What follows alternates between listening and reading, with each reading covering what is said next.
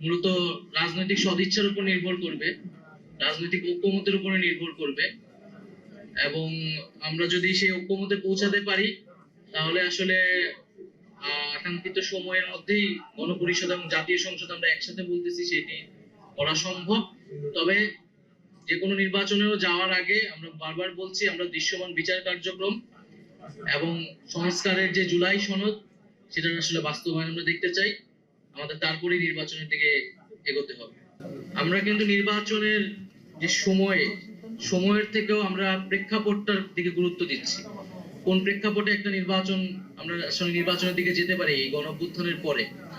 ফলে আমরা আসলে শর্ত থেকে আমরা আমাদের জায়গা থেকে আমাদের দাবিটা জানাচ্ছি।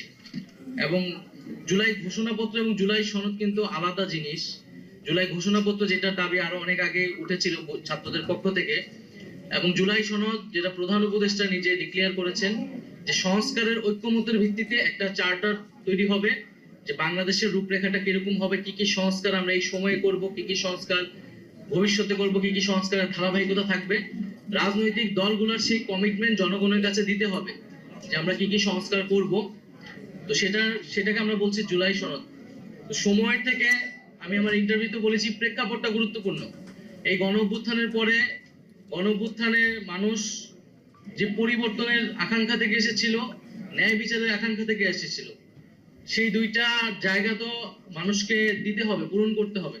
তার আগে আমরা কিভাবে নির্বাচনের দিকে আমরা যাব, তো সেই কথাটা আমরা বলছি, এটা যাতে আমরা ভুলে না যাই যে আমাদের বিচার, আমাদের সংস্কার, পরিবর্তনের কমিটমেন্ট, সেগুলোর মধ্য দিয়ে যাতে আমরা নির্বাচনের দিকে যাই।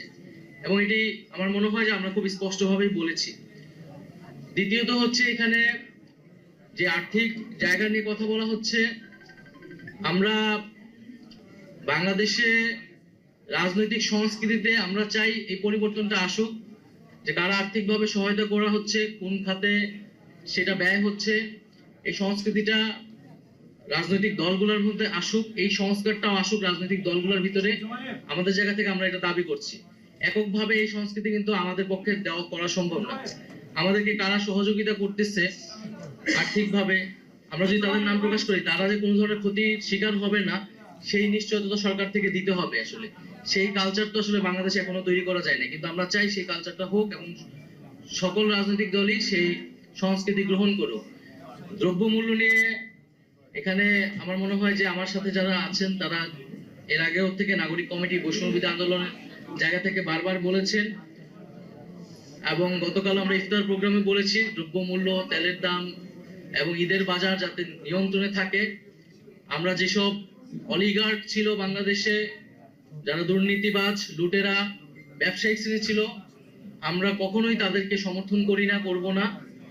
এবং আমরা মূলত যারা দেশপ্রেমিক, যারা দেশকে নতুন ভাবে গড়তে চায়, ছাত্রদের এই যে নতুন উদ্যোগকে সমর্থন করছে, যে সৎ মানুষরা রয়েছে সকল সমাজে, তাদের থেকে আমরা সহযোগিতা চাচ্ছি। সাধারণ মানুষের কাছ থেকে আমরা সহযোগিতা চাবো। আমরা রিক্সাওয়ালা থেকে শুরু করে সমাজের সকল শ্রেণী পেশার মানুষের কাছে যাব আর্থিক সহায়তার জন্য। কারণ আমরা মনে করি এটা জনগণের দল এনসিপি, এবং জনগণের অর্থতেই এটি আসলে পরিচালিত হবে। এবং আমরা আমাদের একটা ফিনান্সিয়াল পলিসি টিম গঠন হয়েছে। তারা আমাদের যে ডায়াসপোরা টিম আছে, আরো দেশেরও বিভিন্ন অর্থনীতিবিদ, তাদের সাথে আমরা কথা বলছি একটা পলিটিক্যাল ফিনান্সিয়াল পলিসি ডেভেলপ করার জন্য। এবং সেই অনুযায়ী একটা রাজনৈতিক দল, নতুন একটা দল যাতে পরিচালিত হতে পারে, সেটা হয়তো আপনাদের সামনে আমরা পরবর্তীতে উপস্থাপন করব।